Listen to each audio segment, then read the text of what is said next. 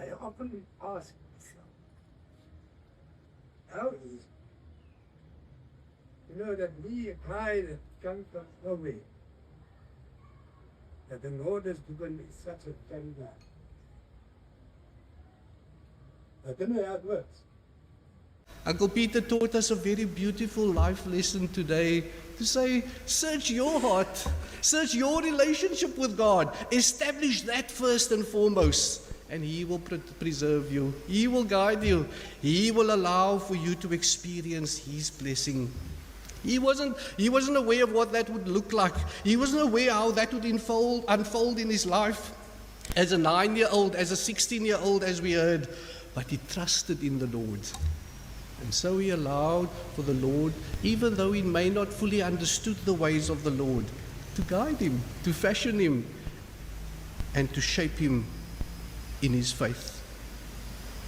And when he established his relationship with God, I think I can see how he established a relationship with his family. That the work that he then started doing, after doing work upon his own heart and soul, he was able to confer that work upon the hearts of his household, of his children, of his grandchildren, his great-grandchildren, and all that he came into contact with. Yeah, thank you very, very much for all of you. Paul Peter, in your own way, you know what he meant for you and what he did to you and the impact he had on your life. Eric and I and Sam, and then we could talk for days and years about the impact in our life. Thanks for your support, thanks for your prayers, thanks for your love, and please may it continue long into the future. Thank you very much. I know Uncle Peter since he moved from Ocean View to Retreat. We used to stay maybe a kilometer from each other, and today just looking at his pics, his smile is so big, and that's the way I remember him. Sit back, relaxed, his feet crossed, his legs crossed, and this big smile and laugh, and it's so beautiful just remembering by that. So that'll stay with me. Uncle Peter in the congregation, outside of the congregation, you name it, it was always the same. Always a smile, always making you feel comfortable. And we will miss him dearly for that. Me and Uncle Peter, we come on many years. We served in the same congregation. We were also personally, involved and attached. Uncle Peter used to give Gwendolyn here a lift to work. So Auntie Brenda, Gwendolyn used to refer to Auntie Brenda as a second mom. So very close, and beautiful experiences, beautiful qualities, very jovial, always making a joke, always seeing the funny side of things, and but also, when he was serious, time to encourage, he did that. So, he was a great friend to us. And we always used to say, we don't mind that there's a big age difference. They are our friends. We don't care what people say. Just beautiful to have them and to have him as part of our life. I looked forward to that when he came from sea, him and Uncle Bernie.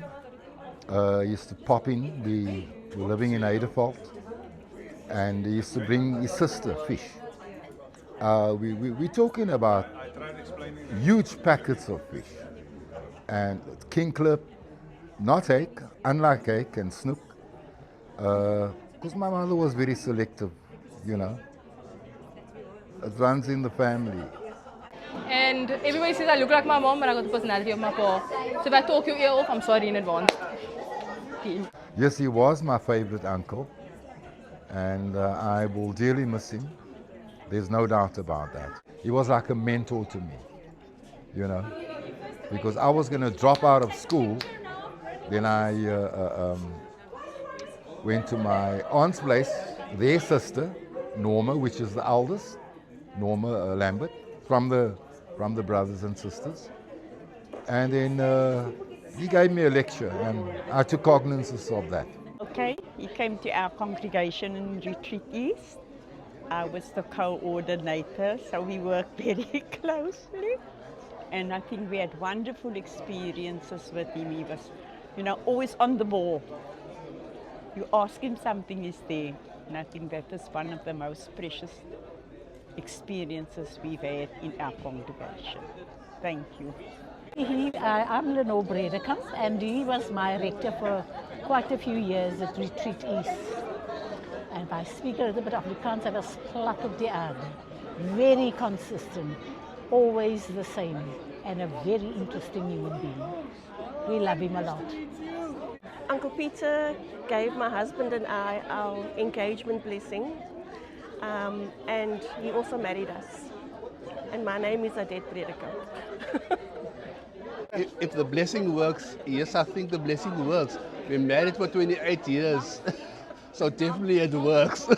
My most recent memory is, besides today, where I get to see Uncle Peter smiling on the photos, and it's such a good memory of seeing him and such a twin resemblance to my grandmother. But my most recent memory that I'd love to share is I went to go and see him in hospital after his funeral, after his operation, and I got him on a good day, and he gave me such a good blessing, and he said, "You must get a strong man." So I said, "No, my uncle, I've got a strong man, and he's as beautiful as you are." And he says, "A strong man, a strong woman needs a strong man, because a strong man will make a strong woman soft." And I said, "Well, thank you, I'll take that." And that's exactly what he's done. And he's like, "Well, my dear, that's my blessing." So, but yeah, thank you. I mean, I've always had a very fond love of Uncle Peter, and I'll always cherish every childhood memory that I can.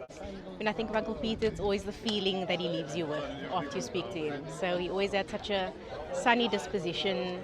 He was so complimentary. He always had such a good memory. He always remembered what was happening in your life the last time he saw you, and he'll sort of follow up on that. But it's always, I think, his boundless positivity. And I think, like Nicole said, his likeness to my own grandmother as well. And he's just amazing positivity, and you always feel a little bit better about yourself after seeing him. Well, I'm Diane. I'm Brenda's sister-in-law, and I know Brenda for over 50 and Peter for over 50 years. And one thing I can say is that in that 50 years, whenever I met Peter, he was always the same. He never changed his greeting. You were always welcome wherever you met him. And he always made you feel welcome. And yes, I'm just sad that he is gone. I'm so sorry that he's passed away. I'm going to miss him, but he's in a better place. And I will treasure the time I spent with him last Sunday forever. What can you add? The divine service was Peter. The flowers was the colorful nature of Peter. Even the flowers was. And the divine service was heaven. And we were all comforted in a wonderful measure. And we are thankful for what we had received from the Lord. Thank you.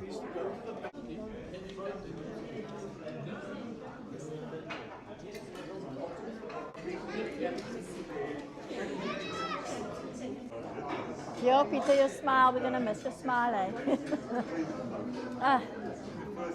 You are one of my favorite brothers, and that love will never die. That love will never die.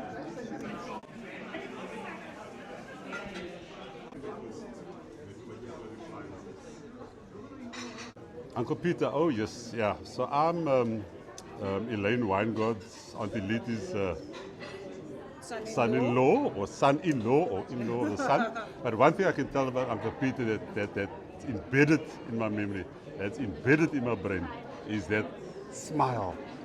You know, he didn't have to say anything, he didn't have to do anything. For me, his smile always spoken 1,000 words.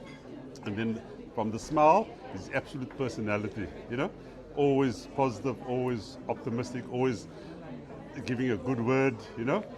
So I absolutely love with it. So his whole character, his whole persona You know, it wasn't only emotional, it wasn't only spiritual, but it shows physiologically with his smile and his way of life, you know. So I absolutely love that about Uncle Peter, and yeah, something, he certainly left a legacy in my life, you know.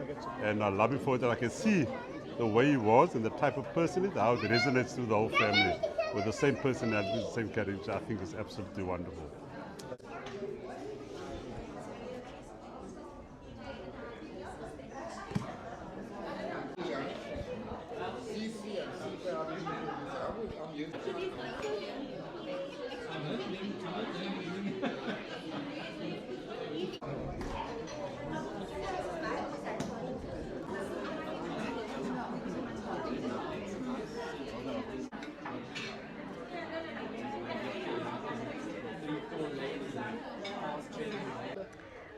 Something that I always remember is that he was really the most cheerful person that I ever knew.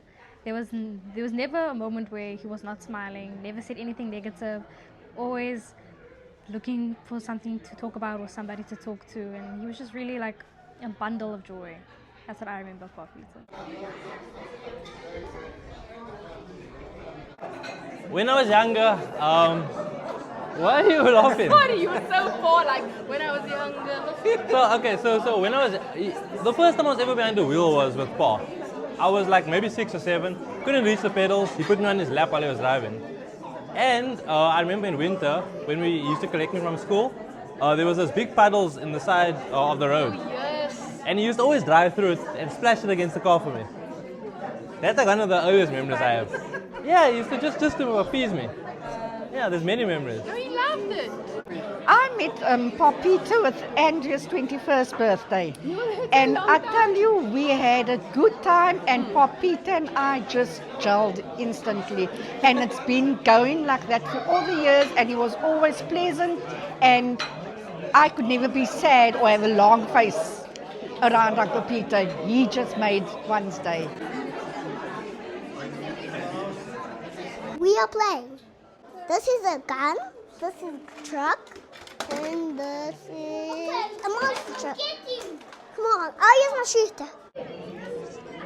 Well, I can just say that Uncle Peter has brought the family together, and we could celebrate the energy of Uncle Peter that we've known, an energy which is probably nearly impossible to replicate, but that is the energy and the life and the blessing that Uncle Peter's been to us all, as we heard, to the family, to the friends, to the brothers and sisters, and that we will dearly miss.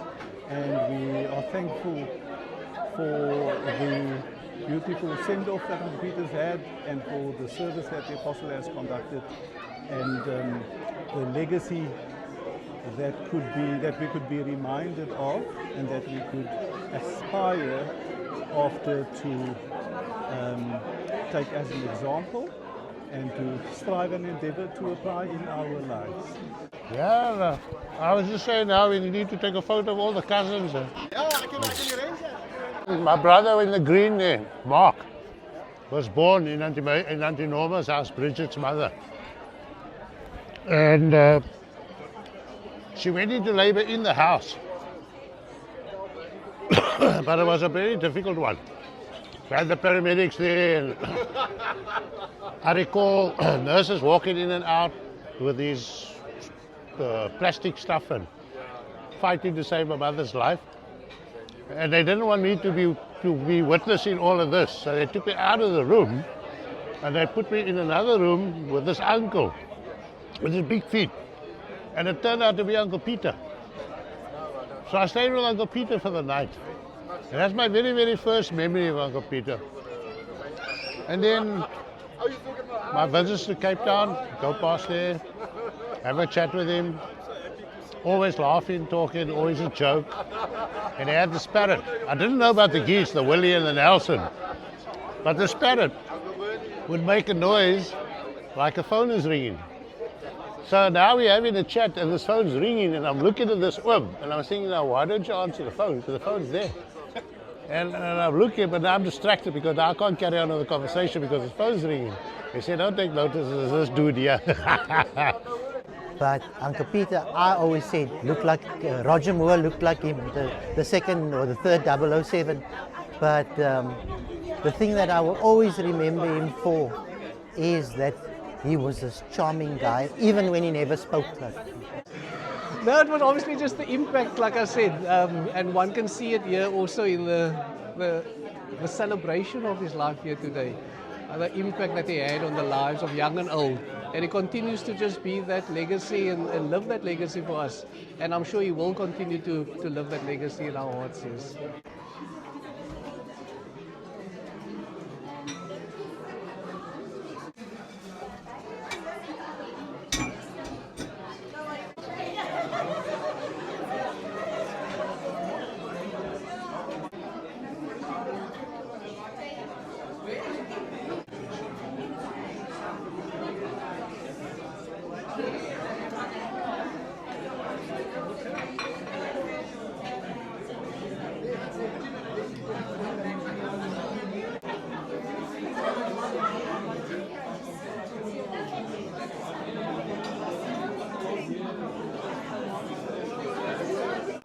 We spent lots of special memories with Uncle Peter and Auntie Brenda in our home and really loved him dearly. He was a good inspiration to myself and Julian, and we will continue to remember Auntie Brenda and the family going forward.